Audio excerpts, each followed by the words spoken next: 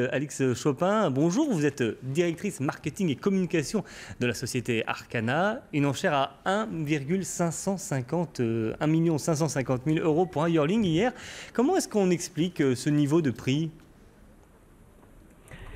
Oui, bonjour. Donc effectivement, un cheval a à nouveau atteint ce prix très élevé. Ça s'explique d'une part par le prix de conception de ces poulains. Il faut savoir que la saillie de l'étalon, qui est le père de ce poulain, coûte déjà aux alentours de 300 000 euros. Donc déjà, il y a un coût de production, avant même qu'il soit né, il y a un coût de production très élevé.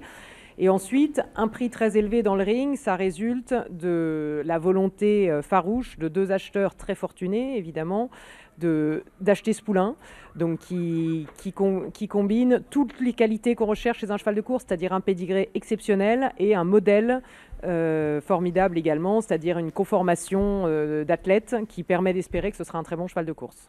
Pour ces ventes de yearling de Deauville, les acheteurs viennent vraiment du monde entier. Les Émiratis, notamment, sont encore présents cette année à Deauville ? Voilà, la spécificité du marché du pur sang par rapport à d'autres races de chevaux ou à d'autres marchés, c'est que c'est la même race dans le monde entier. Donc des acheteurs du Japon, d'Australie, des États-Unis, de Dubaï, comme vous l'avez dit, peuvent venir acheter à Deauville et ensuite aller faire courir ces chevaux soit en France, soit chez eux.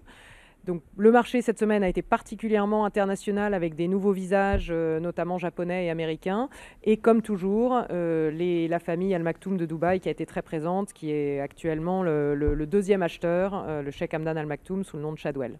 Et alors, pour ce début de vente, puisqu'elle n'est pas terminée, elle se termine demain soir, est-ce que déjà vous pouvez dire que c'est un bon cru, ces ventes 2017 ?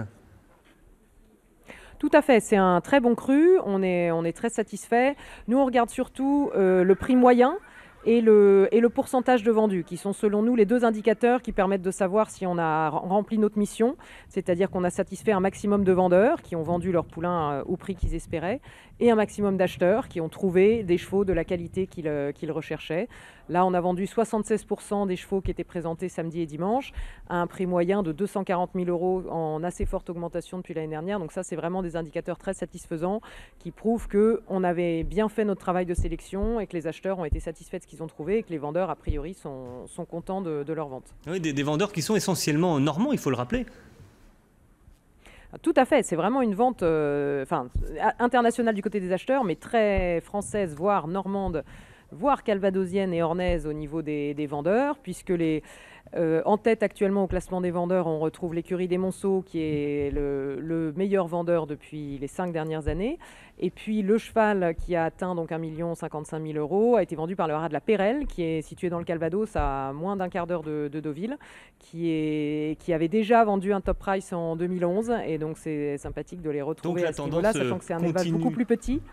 La tendance continue donc pour ces haras normands. Merci à vous, Alix Chopin, de vous être rendu disponible pour ce 12-13.